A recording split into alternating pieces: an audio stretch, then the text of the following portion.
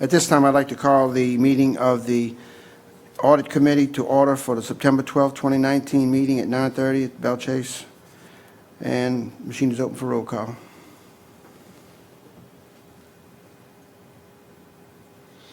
Let the record reflect that all members are present. Mr. Duke is here representing the department. We have Mr. Corey Obro in the audience as well as Mr. Jason Brown. And at this time, we'll say the Pledge of Allegiance. Would you like to lead us in the pledge, Mr. Obro?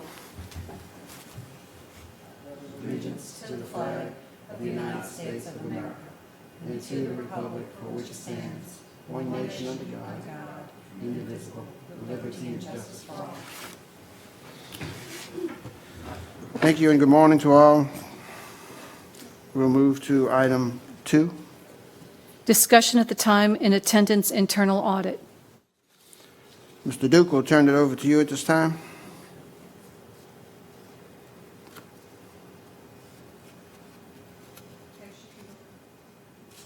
Okay, just give me a second here.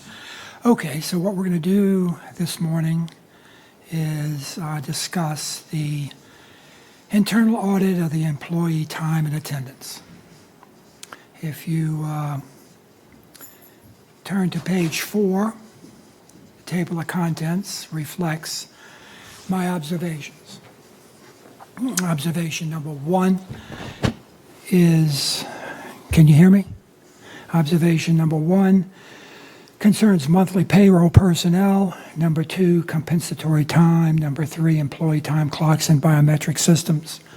Number 4, the analysis of employee timesheets and time cards. So as we scroll down to the body of this executive summary, take a look at the objectives. The objectives were to ensure that rules, laws, policies are being followed, time and attendance process was working properly, evaluated the possibility of risk of fraud, waste, and abuse, and recommend internal controls to add value and improve operations. Take a look at our observations. The observation number 1, monthly payroll personnel, background and conditions, 25th JDC, Divisions A and B, Coroner's Office, Registrar of Voters, District Attorney's Office, basically submit a monthly letter or memo to payroll instead of timesheets certifying that their employees have been employed for the month. However, it was noted that 25th JDC judges, Division A and B, and the Attorney's Office do monitor their employees' time and attendance by preparing internal timesheets that are signed and approved. In addition, it was noted the District Attorney's Office uses a biometric software system called FingerCheck to monitor employee time and attendance. There is one employee under administration, courthouse security, that sends to payroll a monthly timesheet. A list of the monthly payroll employees is shown in attachment A. The internal audit's recommendation is consider certifying in the memo that the employees have worked their required work hours as stated in the following Louisiana Legislative Auditor's Best Practice. If not using timesheets, employees must otherwise certify that they have worked their required hours. For example, 40 hours a week for a full-time employee. If we scroll down to the rest of this, in addition, I would recommend that these letters or memos be dated at the end or the beginning of each month. These offices, including the one employee under administration that sends to payroll a monthly timesheet, courthouse security, may consider changing from a monthly to a standard payroll system, as this is a standard practice in Plaquemines Parish. Management response, the Director of Administration states, as stated, the courthouse employee is paid from a timesheet and memo signed off by the Director of Administration. Administration will make the suggested date change. This employee came over from the Sheriff's Office, has been doing this for about 20 years. So administration has decided to leave it the same. 25th JDC states they have included the language certifying employees have worked the required hours necessary and dated the report as recommended. can scroll down to comp time. I did not find policies in place for employee compensatory time. Best practice states under the Fair Labor Act, employees are required to provide time and a half for hours worked in excess of 40 hours, either paid or comp time for non-exempt employees. Comp time is generally limited to 240 hours. Anything excess needs to be paid out to the employee. Exempt employees, the employer may provide comp time by policy only and set limits. It was noted that the District Attorney's Office does have a policy in place. Recommendation is everyone should have a policy in place. The policy should reflect best practice as stated in the Louisiana Legislative Auditor's Manual. Mr. Duke, before we move on, when you say that the policy should be in place, should the policy be consistent throughout all of the departments, or can they each have? Each can have their own policy so long as it is in line with the LLA. What is the civil service rules on time? They don't have a policy. Can be put in place. It can be put in place, yeah. Civil service could do it. The Director of Public Service states comp time is not allowed in any of my departments based on recommendation by labor law. But it looks like above, the Labor Law Standard Act differs from that a little bit, which is why they do not have a policy in effect. So we've got some disagreement between the labor attorneys that represent us. That's correct. So I think one thing is we have to iron that out. Yes, I don't understand that. I mean, it's clear the Labor Act has their own policy. And then I guess our attorney has his policy as well. But he's referring to the Labor Act, so I'm not sure exactly what he's referring to. Director of Administration says they really don't practice comp time, but she will take that under advisement. I'm not certain about that statement, but I do think that if there is comp time in that office, they should have a policy in place that's approved properly. The 25th JDC does not have a comp time policy in place. They need to get one in place. Observation number 3, employee time clocks and biometric systems. This is an interesting. It was noted that Coastal Restoration, Public Service Administration, Finance, Internal Audit Operations use time clocks. A few employees that do not use time clocks because of the work they perform, such as the ferry boats. It was noted that District Attorney's Office, Coroner's Office, 25th JDC Court Judges, A and B, Registrar's Office do not use time clocks.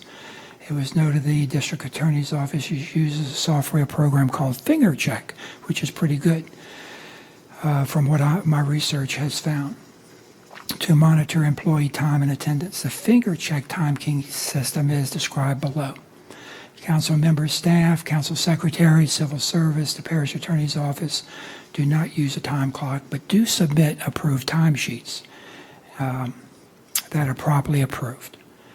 Elected officials do not have to submit a time clock. However, according to the Louisiana Legislative Auditors that I spoke with, timesheets are generally not required unless the official is accruing leave.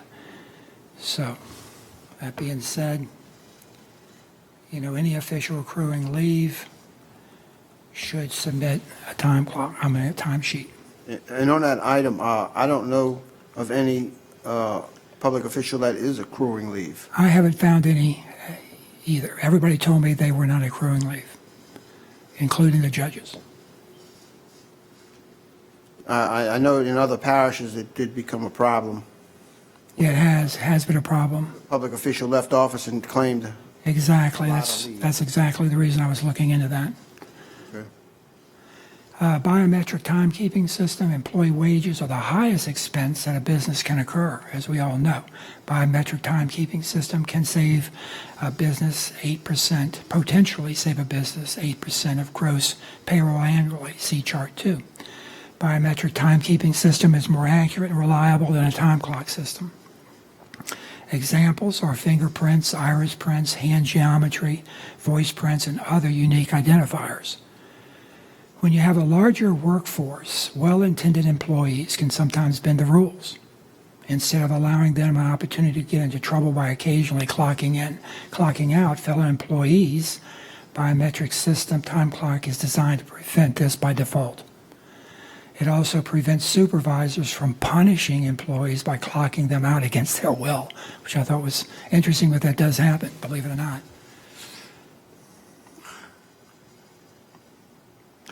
The chart 2 shows the potential savings of $1,763,381.22 based on a gross payroll of a little over $22 million. This FingerCheck system is very interesting that the District Attorney's Office is doing. Before I get into that, I want you to note that that paragraph there, and I am going to add that to the report that goes on the website, comes from the FingerCheck website. This is verbatim from that website. It should be in quotes and it should be footnoted, and I will footnote that on the website. So anyway, this is one that the District Attorney's Office is using. So fairly pay your employees for hours worked, no matter what type of job they're doing. From office employees to field personnel. Field personnel is what, some of us have some issues with here at Plaquemines because they can't seem to get their hands on a time clock. FingerCheck enables them to clock in from a variety of options, including biometric time clock systems, mobile apps, text messages, and online.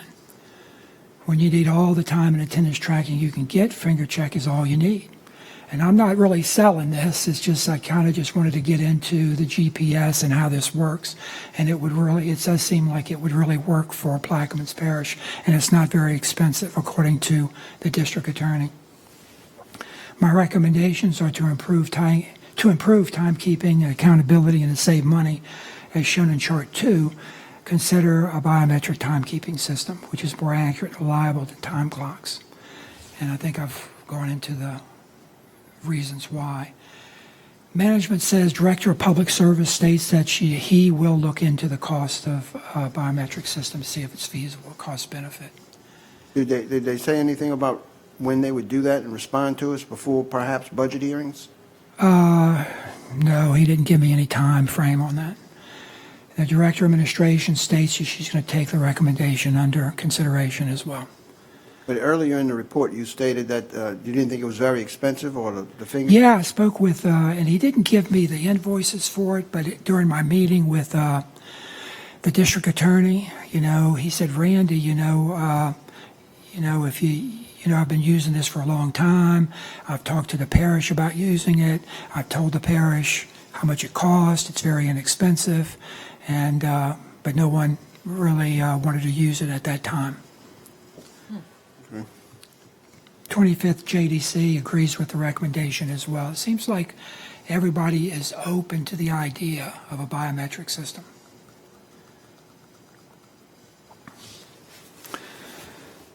Last but not least is observation number 4, an analysis of employee timesheets and time cards. During this internal audit, I reviewed a sample of 20 employee timesheets and time cards for the month of June 2019. I chose a randomly selected haphazard sample of 5 employee timesheets and time cards from each director's office: Public Service, Operations, Coastal Reservation, and Administration. This is haphazard sample is a sample where the whole population, every item in that population has an equal chance of being selected. And I just went through it and used the Excel number generator, and I plugged in the population 1 through 250, and I clicked enter, and I got a number. That's the way I chose it. Then I did it over again and over again until I had my sample. So it was randomly selected by Excel, random number generator.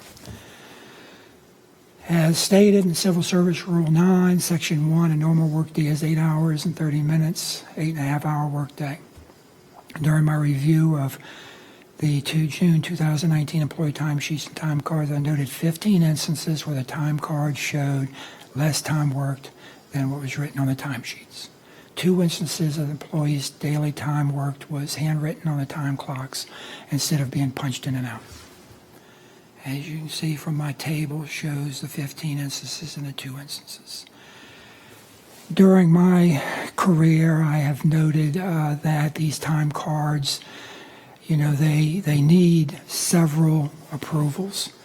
The final and last approval that I've always noted was that Finance and Payroll, before they paid Payroll, reviewed time cards and compared them to the timesheets before they paid. That was my recommendation. Management states that timekeeper's entry is done directly from the time cards. Information verified by register report, register attached to payroll, submitted to payroll department to finance. 25th JDC, timesheets are reviewed by the administrator.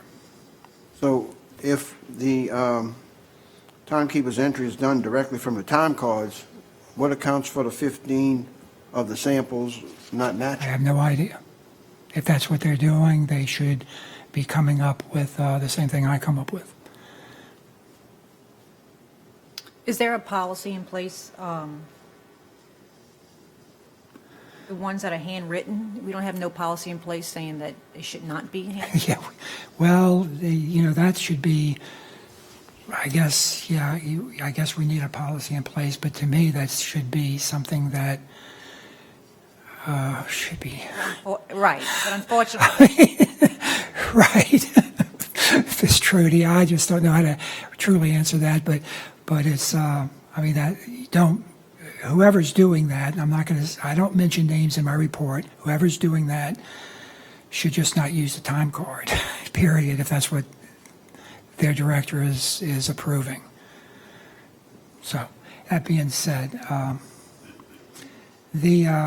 my conclusions go, the internal auditor has provided recommendation. My objectives were met, by the way, and I think these observations, if implemented, would help accountability and accuracy and possibly, and not possibly, but potentially save the parish a good bit of money. And basically, the second one just goes and talks about how I recommend that finance take a final look at this before they pay payroll. So I'm open for questions on this. Basically, I really felt like this was a really good audit to do. I learned a lot by doing it. I learned a lot about what's going on as far as time clocking in and out by employees. So it's very, very good for me, and I think it's informative to the parish as well. well, I think my question is, how much is this fingerprint system, Yes, and I can get that information for you, Ms. Trudy, and I'll shoot you an email on that. We'll meet with Mr. Ballet, and hopefully he'll give me that information, and I'll shoot it over to you. I know that the school system uses palm in, palm out, something to that effect, which is a biometric system of, I guess, the same thing.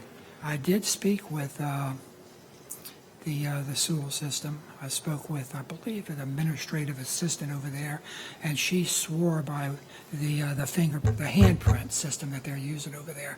And I asked her plainly if it's saving her money. She's, Randy, it started saving us money right away. So that's some testimony. That's some testimony there. isn't there an app, with your fingerprint biometric? You said something? I believe there is an app out there where you can use your phone, fingerprint system on your phone. There's a GPS system, yeah. And I think everybody's probably using that because these days you have so many people working from home, Is that you can save money because I heard they're putting GPS systems on all the vehicles. So Yes, if you have your fingerprint on your phone and you going somewhere, that's exactly right. Well, Mr. Ballet told me that he knows where his employees are at all times. If they're in the coffee shop, he knows they're in the coffee shop. So he's really tracking everything by way of GPS, by their phones. Very good. Let's see. How we- Well, if the administration is implementing a vehicle tracking system, that's a first start. Okay. And that'll take care of, those individuals that say that they cannot punch a time card because they're in the field all the time. Right. If someone monitors it. Yes. I go back to the top there where they state that they are taking the information off of the time cards and implement it into the system, yet, but it doesn't match. Right. That's So correct. it's, the success of all of these programs is really whether or not the implementation is followed through. The success of all internal controls starts at the top, and that's something that I spoke about COSO environment when I first came on board here. It really starts with the parish president, and he approves everything. It trickles down to the directors, and also it also trickles across to the parish council. So the parish council, the parish president, those are the top people where internal controls start, and where all the employees that are underneath them, if those folks are very positive and very gung-ho about internal controls being in place, everybody else in this whole place is going to fall in line, I promise you. But you have to have that tone at the top. And if you don't have the tone at the top, it's not going to work. If you go straight with this fingerprint deal, you ain't got to put GPSs on vehicles, just on certain vehicles. Everybody's going to be followed then. Yes, that's a good point. Yes. Everybody should be followed, if you're getting paid for that time. In the report, it says that there are 504 active employees. That's correct. Does that include the DA's offices, judges, and Yes, everybody? yes, sir, it does. There's 86 monthly paid employees. Yes. That includes the elected officials, I know? That's correct. Did you have any recommendations? Because we have monthly, we have bi-monthly. So do you have any I problems think with that? I think everybody should be on a biweekly payroll system, And why is that? because that is the standard system of Plaquemines Parish, and you only have like 86 people out of 500 and something that are on a different system.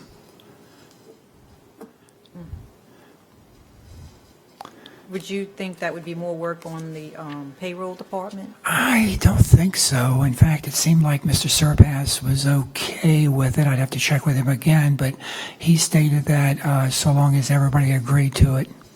Would you think it'd cost a little bit more money because you're using a little bit more paper? It possibly could cost some more money, but the benefits of it could be better.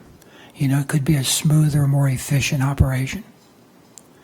To have everybody on the bi-weekly system. Well, those public officials that choose to be paid monthly, I guess that's how this really, I think that's how it started. Yeah, they figured that if the elected officials can get paid monthly, they can too. So, but that's just a suggestion on my part. It just seems I haven't ever run across this before, except with elected officials. Most elected officials do get paid monthly, but everybody else, all employees, have always been paid biweekly.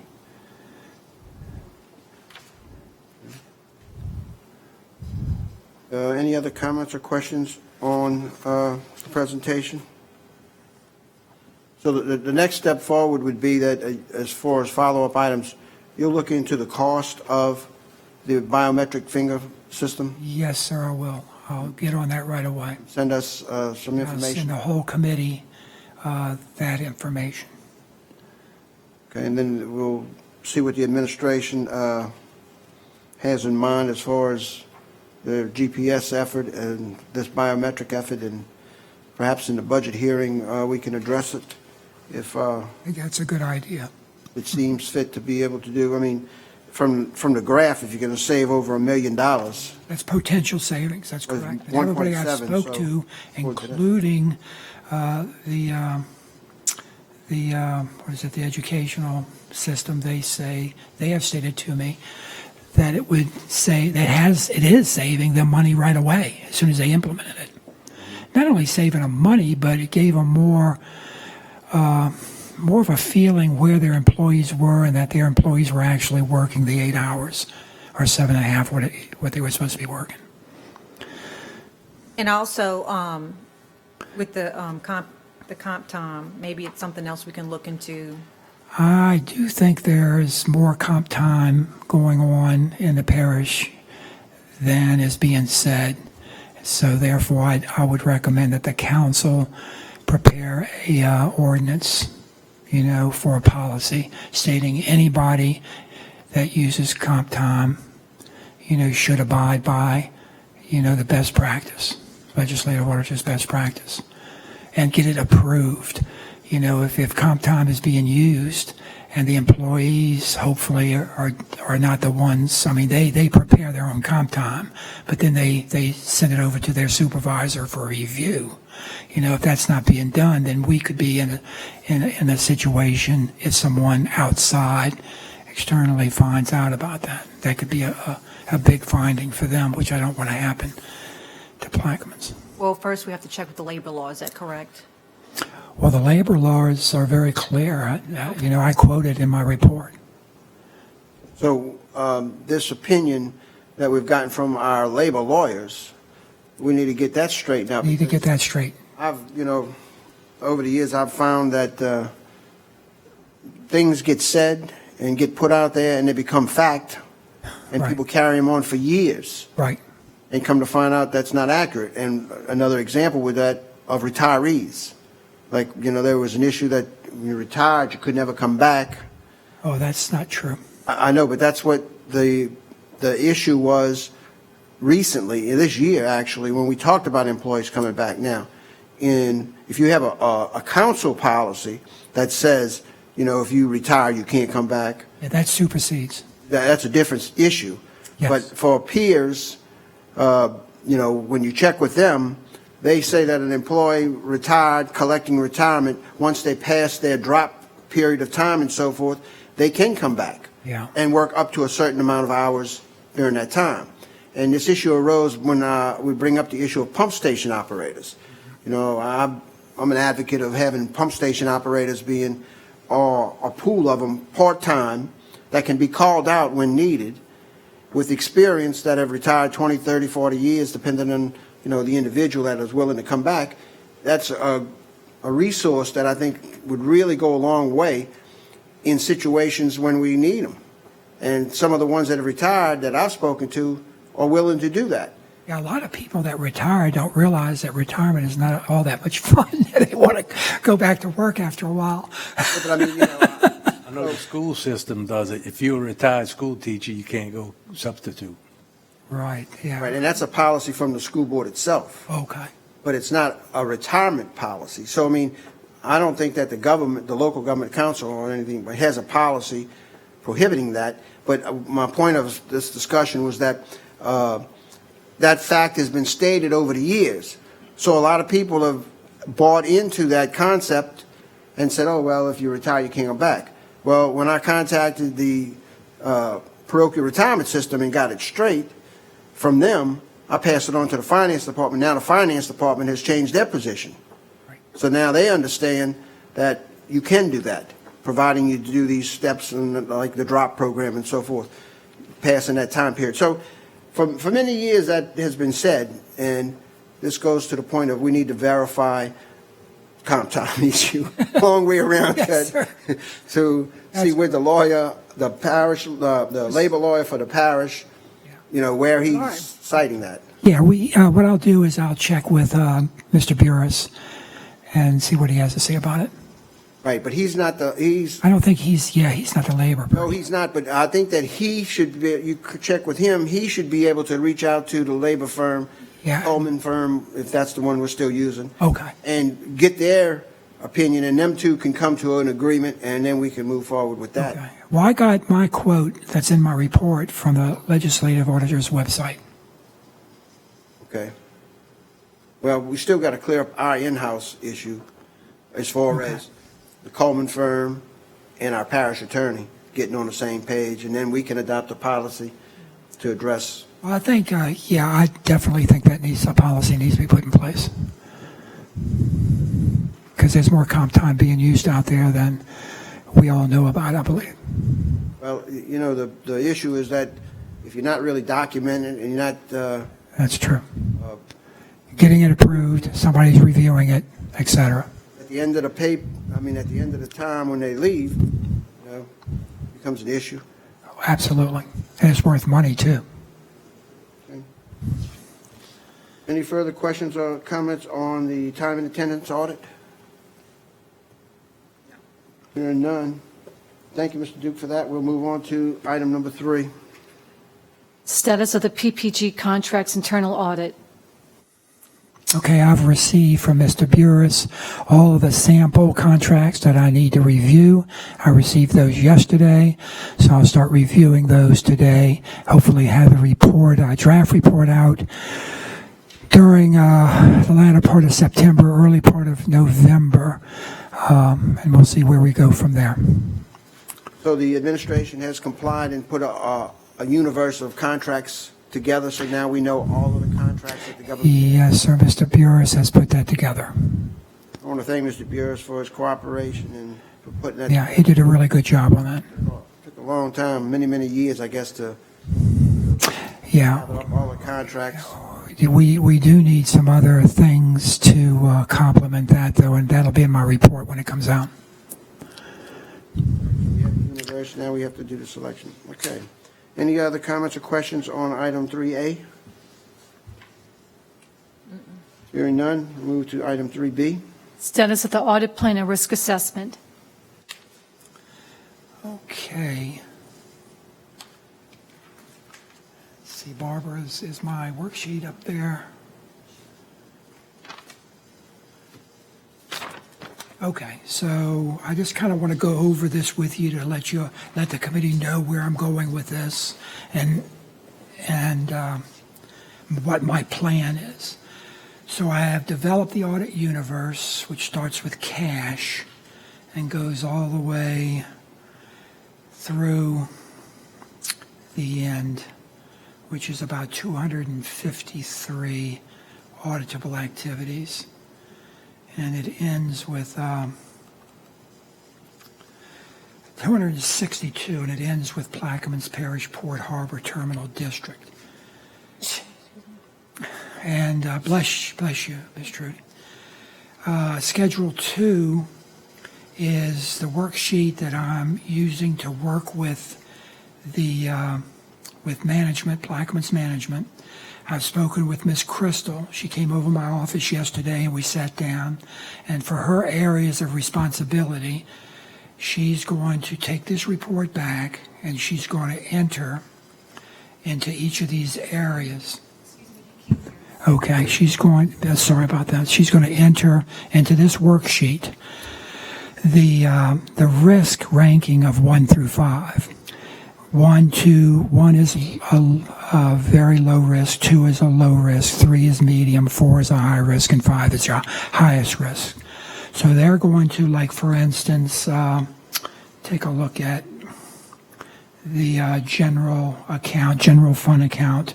If we look at cash, this is just an example. She hasn't put this in yet, but she will. I looked at cash and I put dollars at risk at 5, which is a high risk. Liquidity of assets, I put it at 4. Quality of internal controls, if they have policies in place, I put that as medium risk. My judgment, I think cash needs to be audited, so I put that at a 5. And complexity of transactions, they're normally not that complex. You have a reconciliation you have to do, but that's not that difficult, I don't think. So I put that at medium risk. Time since last audit, the external auditors have audited most of this, so I gave that as a number 3 for a medium risk. The total risk score came to 4 for cash. So what happens when all of management enters their information into this, they're going to leave leave the column open for auditor's judgment. That'll be the last area I will put my judgment into the spreadsheet. At the end of the day, this risk score of 4 will automatically flow over to Schedule 3, where it has cash. I'm not sure why it's 3.3 now. It should have flowed over to 4. I'll check that formula to be acting up. But after it's all said and done, all these, for every one of these auditable activities, will have management's view as well as my judgment as to what the risk score is for these 262 auditable activities. What I do next is I take this worksheet and I sort this worksheet by risk score. And the highest risk scores of the 24 auditable activities are the ones that I'll put on the audit priorities for 2020, 2021. After that's done, I'm going to send that to management. I'm going to send it to the council. I'm going to send it to the committee. Everybody gets to take a look at it. If we have any disagreements, then we can sit down and make some changes as needed. And so what I'm going to try to do with this is try to get this, as much of this done before the Thanksgiving holidays, because I've noticed last year it's very hard for me to get everybody together once the holidays hit. So I'm going to try to get as much done as I can during that time, and hopefully there won't be too much time, too much left to do, and then I'll be able to hopefully get this done maybe before the end of the year. Who knows? You mean cash as far as with departments that collect cash? Yeah, well, cash meaning the amount that's in the cash that's in the general fund, which is $60 million, roughly. Or You're not talking about things? no, that's the individual. If we scroll over to say, for instance, let's see if I can find one. Let's see here. Some of these departments have cash. Let's see if recreation has cash. I think they do. Good. They collect fees and whatnot.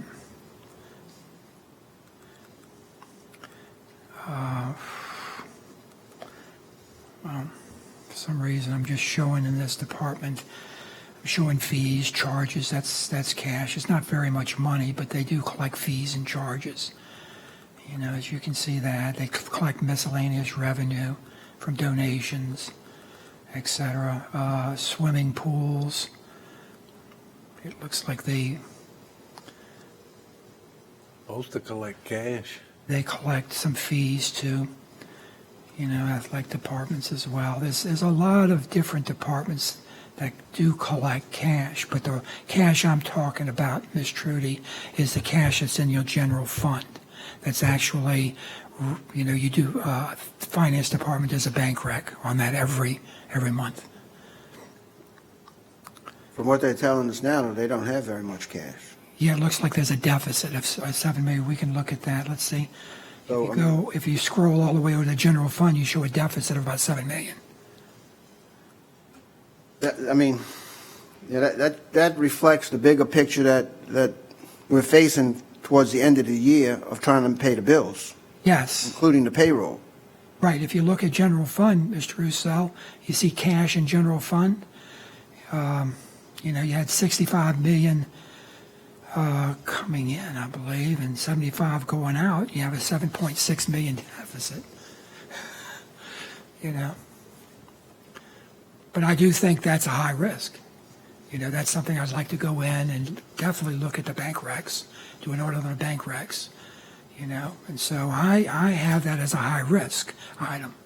I'm not sure how that's going to come up because I sent that to Ms. Crystal. Ms. Crystal's going to get with Mr. Surpass. They're going to put their numbers in here. I'm going to look at them, and then I'm going to put my judgment in there. We'll see where all this flows out. At the end of the day, management is going to have the biggest say in this because management is really responsible for internal controls, as we all know.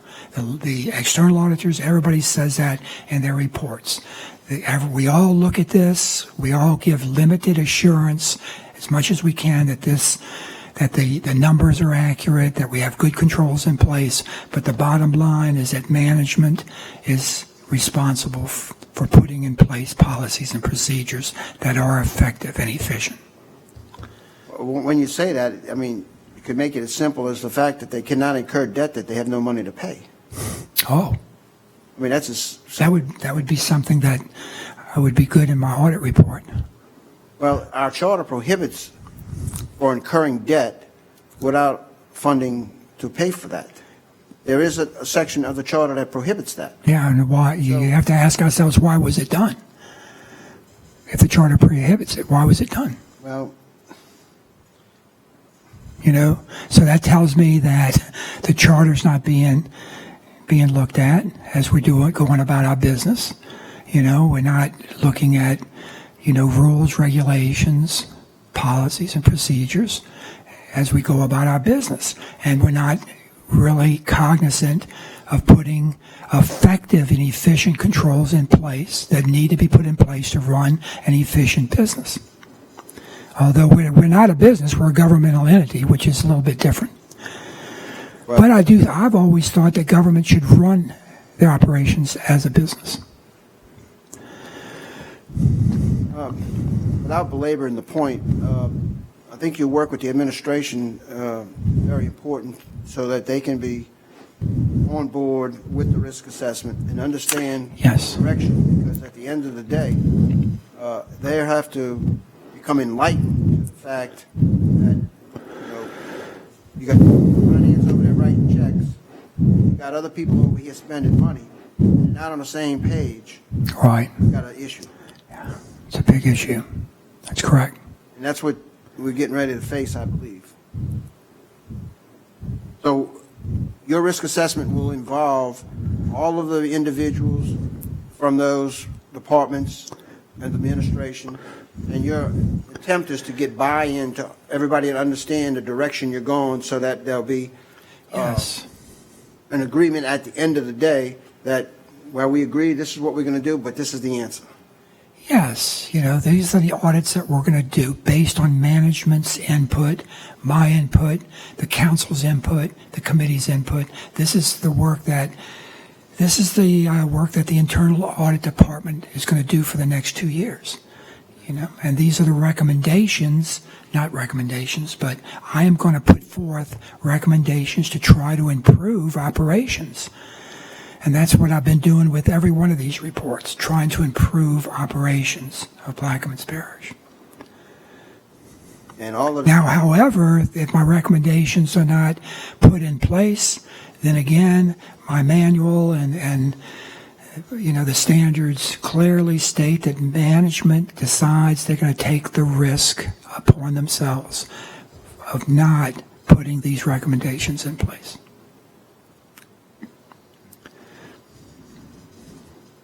Anybody else have any comments or questions on the approach for the risk management and audit plan that Mr. Duke is working on? So, the schedule from last year's, Excuse me, Ms. Trudy? He couldn't hear you. so the schedule that you gave us, is this out the window? We're changing this up? That's going to be changed as of January 1st of 2020 By the new risk by assessment. the new risk assessment. But So, You're going to finish that. Yes, I'm going to try to do as many audits on that list as I can by December 31st of this year.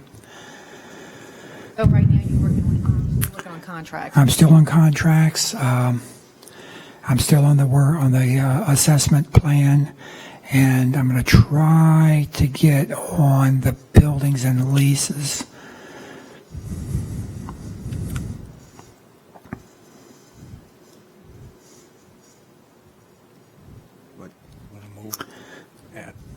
If you can move one up.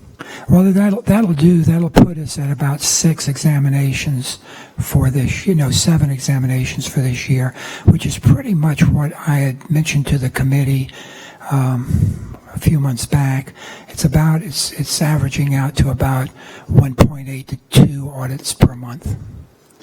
Can this list be changed? Excuse me. Can Yeah. this list be changed? The report? Sure. You all can change it by voting. list or the report? She's talking about the audit Yes. that are still on the list for the remaining. Yeah, the audit schedule, and the audit plan, I believe Ms. Trudy's talking about that. Is that correct? The audit plan. That can be changed by a vote of the committee, and they can recommend that they want a special audit done, and they can put that, in fact, they can put it at the top, they can put it anywhere they want to. How long do you think it's going to take for you to finish the contracts? That's something I had mentioned. It looks like it's going to be a draft report would be sent out hopefully in the beginning of October. And then what happens with that is that I jump on another audit. I was planning on doing the leases for Plaquemines right after that. But there again, if the committee wants to supersede that, by all means, you can do it. You'd be by vote.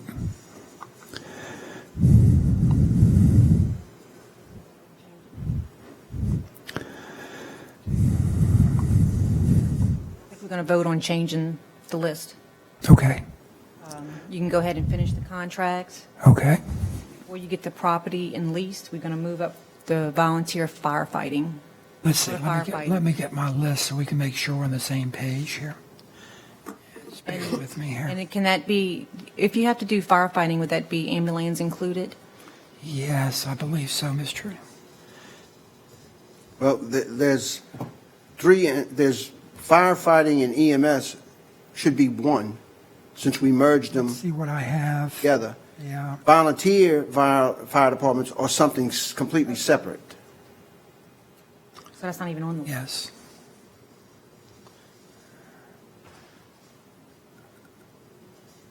That's not it. Trying to see where I've got this. Here it is, current audit plan. Okay. Okay, so And the this- reason why I'm asking, because it's going to affect our budget. Okay. Okay, so the current audit plan is up on, Barbara, could you put the current plan up on the screen for me? Okay, so we've done the water department grants, contracts, timekeeping, and overtime. Okay, so Ms. Trudy, where do you want to, We want to put in the volunteer firefighters. okay. So we can, Where do you want to put that? after your contracts. Right after, well, can we put it after timekeeping? We've already done. Because we've done timekeeping. After time. That would be after whatever, Number 5. number 5. It would be number 5.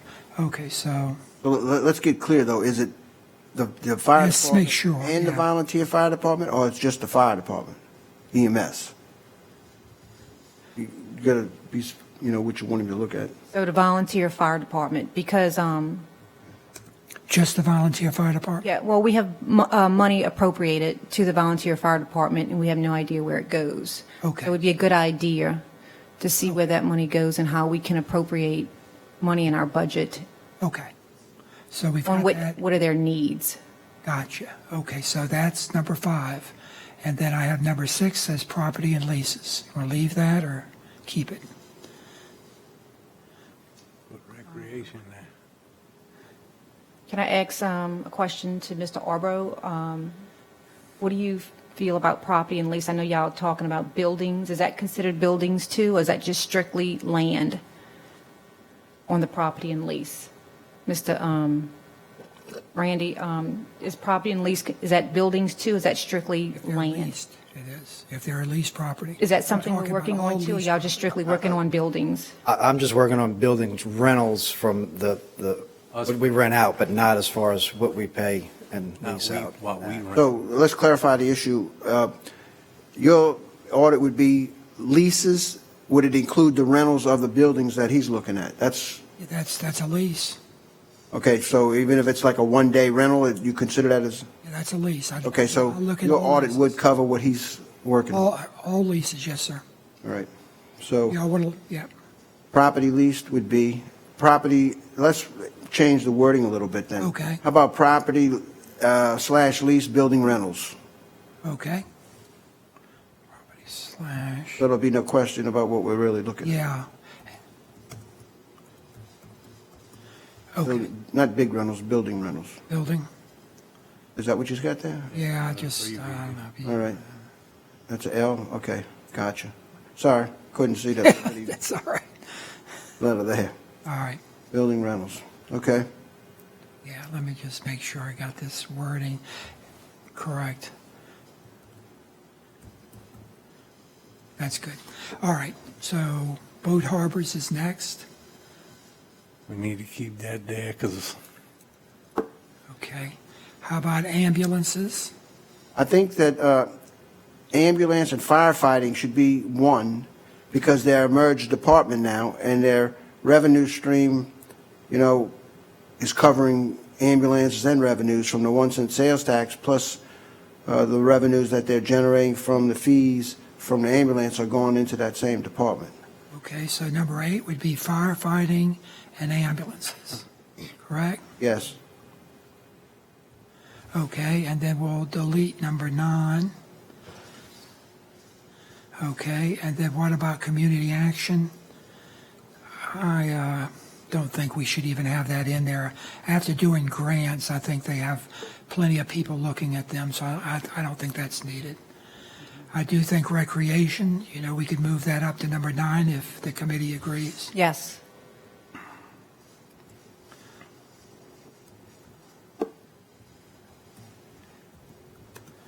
Okay, so that gives us 9, and so what could happen here is at the end of the day, when I do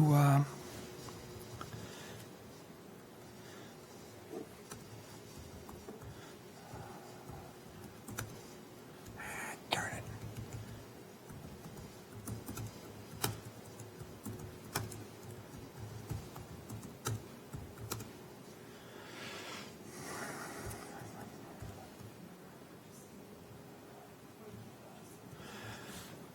Okay, so, Took purchasing off? Okay, we took purchasing off, so we need to Yes. have purchasing you want to leave purchasing in? as number 10, I guess. Okay.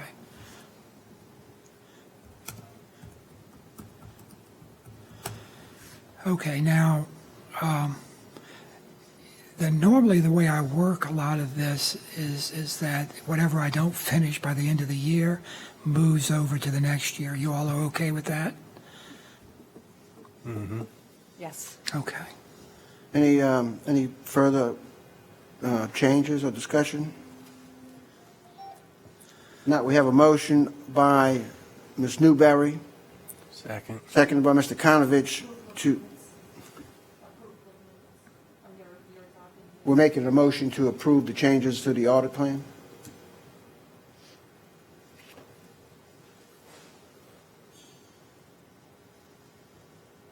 So we have a motion by Ms. Newberry, seconded by Mr. Konovich to adjust the audit plan for the remainder of the year as stated. Any comments, questions? Hearing none. Yeah. The machine is open. Okay. And the resolution is approved and the audit plan has been amended. Any further discussion on? Mr. Duke, can you just make sure you send it to us, change? We'll move to item number 4. Approval of the minutes from the August 22nd, 2019 meeting.